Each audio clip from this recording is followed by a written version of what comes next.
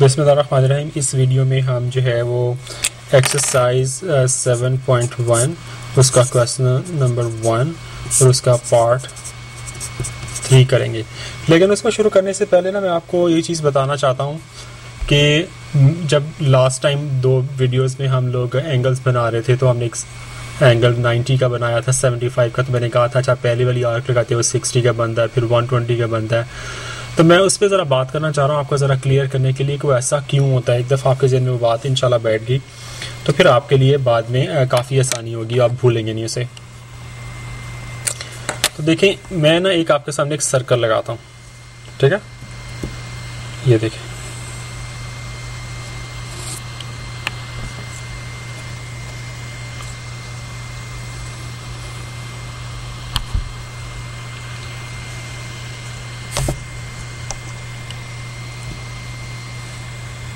ये सर्कल लगा।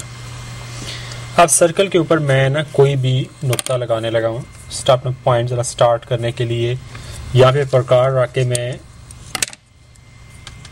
इस सर्कल को काटने लगा हूँ कुछ सेगमेंट्स में। देखें, पहले मैंने ऐसे किया, 1 बना, फिर मैंने यहाँ रख के किया, 2 बन गए, फिर यहाँ रख के किया, 3 बन गए, फिर यहाँ रख के किया, 4 बन गए, यहाँ पे रख के किया 5, और फिर ये ऑटोमेटिकली एंड वाला एक सेगमेंट आ गया। अगर मैं ऐसे करूँ तो ये लाइन एक्यूरेट होती इधर से ही गुजरेगी, जिस सर्कल से मैंने शुरू किया था ना, यहाँ से। मेरी जो थोड़ी सी इनएक्यूरेसी उसे माफ़ कीजिएगा, उसके बारे में मैंने पहले वीडियो में आपसे माजरत की थी और उसकी वजह भी बताई थी। अब ये देखें, जो मैं दिखाना चाह रहा हूँ कि आपकी एक सर्कल को देखें, ये एक पार्ट में, ये दूसरे पार्ट में, ये तीसरा हिस्सा आ गया, ये चौथा आ गया, और ये 5वां आ गया, और ये छठा आ गया। 6 हिस्सों में तकसीम कर दिया। अब आप बताएं कि पूरे सर्कल में कितने डिग्रीज होती हैं? 360। अब 360 को अगर मैं 60 पे डिवाइड करूं तो जवाब का क्या आएगा? 6। तो ये देखिए 6 सेगमेंट्स बने ना, ये 1 2 3 4 5 और 6। तो इसका मतलब ये है कि एक सेगमेंट 60 डिग्री का है, और इसका मतलब ये है कि जो सेंटर ऑफ द सर्कल था उससे अगर ये लाइन लगाऊं ऐसे करके, तो ये जो एंगल बना ना एक इस जगह से लेके इस जगह का, ये आर्क ये 60 का। उसके बाद में यहाँ से यहाँ अगर मैं इस एंगल को मेजर करूं तो ये भी 60 का। यहाँ से मैं ऐसे मिलाऊं, ये एंगल भी 60 का। यहाँ से यहाँ मिलाऊं तो ये एंगल भी 60 का। यहाँ से यहाँ मिलाऊं तो ये एंगल भी 60 का है, और ये भी एंगल 60 का। देखिए 60 60 60 60 60 60 360 हो गए। 60 60 120 120 प्लस 63 180 180 प्लस 60 240 240 के बाद मजीद 60 करें ऐट 300, और 300 में 60 ऐड कर दे, 360 आ गया ना। तो इस वजह से मैं कह रहा था कि जब आपने लाइन लगाई तो ये पहला एंगल, अब मैं दूसरा कलर इस्तेमाल करता हूँ ज़रा वाज़े करने के लिए, यहाँ से यहाँ तक का एंगल 120 होगा, ठीक है ना। यहाँ से यहाँ तक का एंगल 180 होगा, ठीक है। इस तरह यहाँ से आप बढ़ाते जाएं। इसीलिए जब हम ये देखें, यूं किया तो मैंने लाइन लगाई थी, यहाँ रख लें, कहीं रख लें। हमने ऐसे करके पहले एक सेमी सर्कल लगाया, फिर इसके ऊपर रख के ऐसे काटा, फिर ऐसे काटा। मैंने कहा था ये 60 का एंगल है, ये 120 का, ये एग्जैक्टली इसी फिलॉसफी के तहत था। अब आपने 90 का अगर बनाना हो तो आपको मालूम है कि ये 60 हो, ये 120 हो, तो इनके दरमियान में 90 का एंगल आता है। तो उसके लिए फिर हम यहाँ रख के ऐसे एक आर्क लगाते हैं, फिर यहाँ रख के ऐसे आर्क लगाते हैं, तो इसमें से गुजारे लाइन तो वो फिर 90 का एंगल बनता है। आई होप कि आपको ये क्लियर हो गया होगा। तो अब जो है अगला सवाल, बल्कि सॉरी जो सवाल हमने करना था इस वीडियो में वो शुरू करते हैं।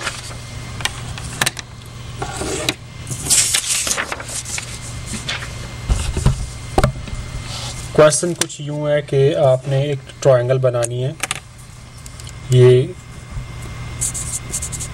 पार्ट 3 है क्वेश्चन नंबर 1 का। उसमें ए बी जो है 4.8 सेंटीमीटर है, BC 4.6 है, BC 4.6 है और एंगल B 60 का है, एंगल B 60 का। इसमें भी देखें आप एंगल B है तो B वाली साइड ज़रूर नीचे होनी चाहिए। AB और BC दोनों में से कोई भी नीचे ले लें। हम फर्ज करें कि AB ले लेते हैं, ये A ये B एंगल 60 का, तो ये 60 का एंगल है जी। अब AB 4.8 है और BC 4.6 है, तो यहाँ से लेके यहाँ तक 4.6 होगा और बाद में इस पॉइंट को इससे मिला दें तो ये पॉइंट आपका C है। ठीक है, ये रफ सी आपने डायग्राम बना ली। अब हम इसको एक्चुअल जो नीट डायग्राम है वो बनाते हैं। तो पहले मुझे AB 4.8 सेंटीमीटर की एक लाइन लगानी है।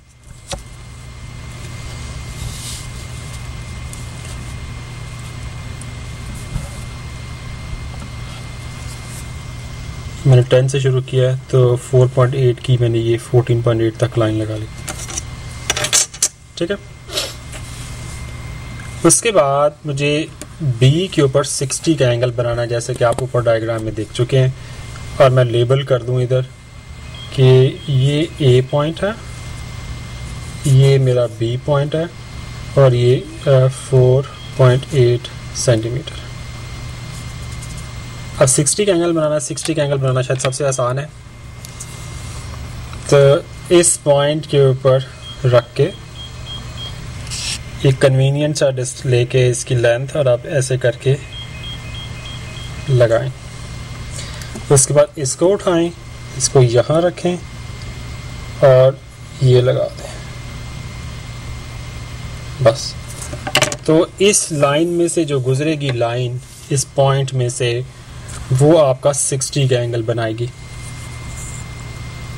तो मैंने ये गुजरती लाइन ऐसे करके लगा दी। अच्छा, मैं ये क्वेश्चन कर लूँ फिर आपको पॉइंट बताऊंगा कि अमली ज्योमेट्री का कि उसे नीट डायग्राम्स कैसे बनती हैं।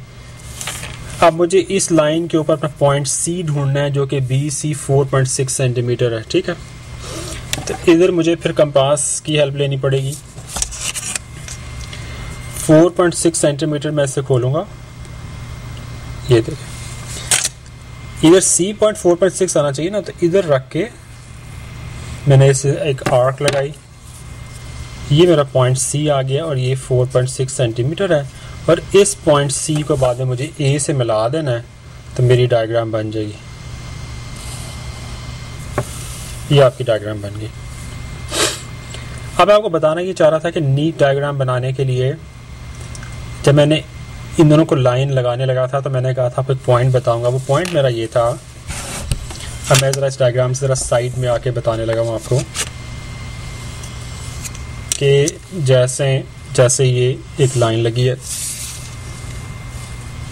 मैं रफ बनाने लगा हूँ। भी देखें, ये मैंने ऐसे लगा के, ये देखें फर्स्ट मेरा ये पॉइंट आ गया। ठीक है, और इस पॉइंट से गुजरती हुई मैंने एक लाइन लगा चुका हूँ ये। ठीक है, अब इसके ऊपर मुझे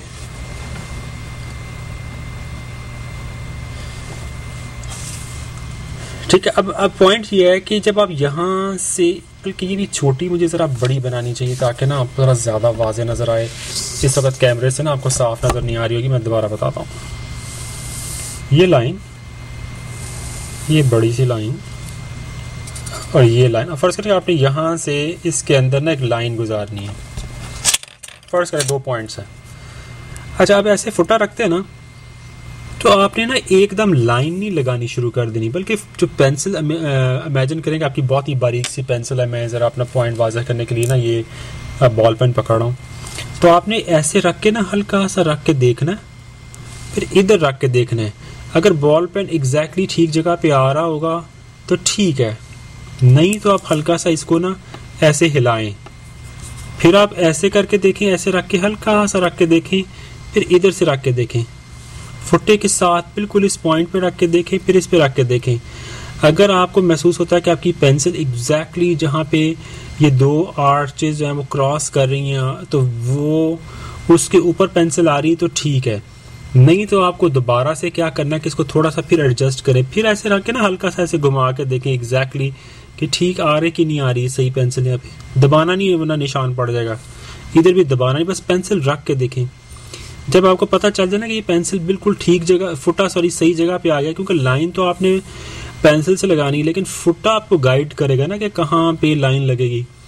तो आपको पता होना चाहिए कि ये जो पॉइंट है एग्जैक्टली फुट्टा उधर है, इसी तरह फुट्टा एग्जैक्टली जहां से ये लाइन गुजरनी चाहिए 2 पॉइंट्स को क्रॉस करते हुए वहां से, तो फुट्टा एग्जैक्टली अगर उस पॉइंट के ऊपर है तो फिर आपने लाइन लगानी है। और वो किस तरह चेक करें, जैसे मैंने पहले कहा, ऐसे रख के और फिर उसको ऐसे रख के आगे पीछे करके थोड़ा सा फुट्टे को फिर देखें, फिर अगले वाले को देखें, पिछले वाले को देखें। जब एग्जैक्टली ठीक हो जाए तो फिर आपने गुजरती हुई ऐसी लाइन लगानी है।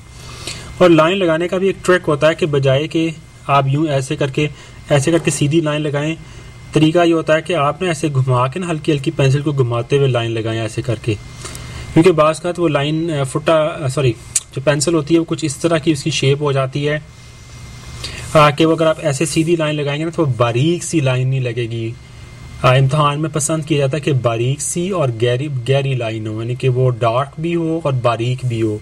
तो पेंसिल को ना आपने लाइन लगाने से पहले यूं भी कर सकते हैं, या डायग्राम बनाने से पहले ना कि पेंसिल को ना यूं करें, आप ऐसे घुमा के ना ऐसे करें, घुमा के ऐसे, ताकि वो ना आगे से बारीक उसकी चोंच बन जाए और उसकी शेप आगे से बिल्कुल नोकदार शेप हो, यानी कि ऐसे शेप हो। ये नोकदार शेप है ना, ऐसे करके ये नोकदार सी, ऐसे ना हो कि उसकी पेंसिल की आगे से शेप कुछ इस तरह की हो, तो फिर आपकी लाइन ठीक नहीं लगेगी। तो बारीक सी लाने के लिए आप इसको ना पेंसिल को ऐसे करके घुमा के ना ऐसे साइड पे, ऑफ कोर्स नीट पेपर पे नहीं, किसी जगह पे करके देखिएगा।